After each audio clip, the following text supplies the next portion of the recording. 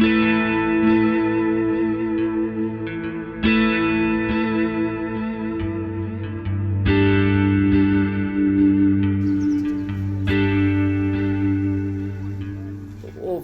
the last couple of years, the CCG and our organisation, the Friars Hospital, which is part of South Tees, have been investing heavily in telemedicine.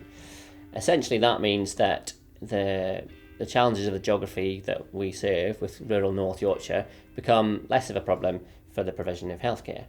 So the first thing that we invested in was a system where all patients' vital signs are recorded electronically, and those can be accessed anywhere from any computer as long as we have a secure link. And the CCG have paid for all of the consultants in medicine and surgery at the Friarage who do acute on-calls to have access at home to all of the clinical computer systems. So we can see any x-rays, any CT scans, we can see all of the blood tests and pathology results, and most recently we can also see all the physiological measurements, the vital signs of all the patients within the Friars Hospital at any one time.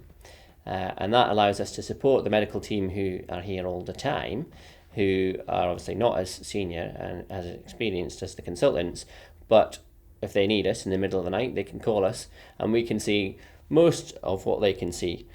The key advantage to the telemedicine television link is that it reduces the time that patients who are critically unwell need to wait before they will have an opinion from a consultant. So telemedicine encompasses a lot of different things, but the thing that we're doing, which is really quite innovative, is that we have provided a television teleconferencing link between the consultants' homes and the clinical decisions unit, which is the main admissions unit for the Friars Hospital. Many of you will be familiar with a Skype link. This is a much higher quality link than Skype, and obviously is completely secure because we're very conscious about the importance of patient confidentiality. But the advantage of it is that consultants and patients who require it, even in the middle of the night, can have a face-to-face consultation with the consultant still in their own home. I first became aware of Mrs. Flintoff and how poorly she was in the middle of the night, I think it was about 3:30 in the morning, when my registrar, who was the most senior doctor resident in the hospital, phoned me to say that he was very worried about Mrs. Flintoff, but he wasn't really sure what was going on. And that is the normal situation, that if they're concerned about a patient, they'll ring us and they'll tell us the story as they see it. And normally we can work out what's the problem and we can come up with a plan to try and fix the problem. But in this case, it was very clear that Mrs. Flintoff was extremely unwell. And from the story I was being told, I couldn't work out what was going on. And so that seemed like an ideal opportunity to use our telemedicine cart.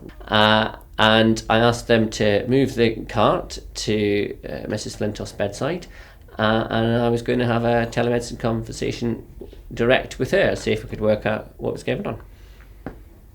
Well, I heard them saying that they were going to get a doctor, and I sort of presumed that there'd be a doctor coming into the ward where I was.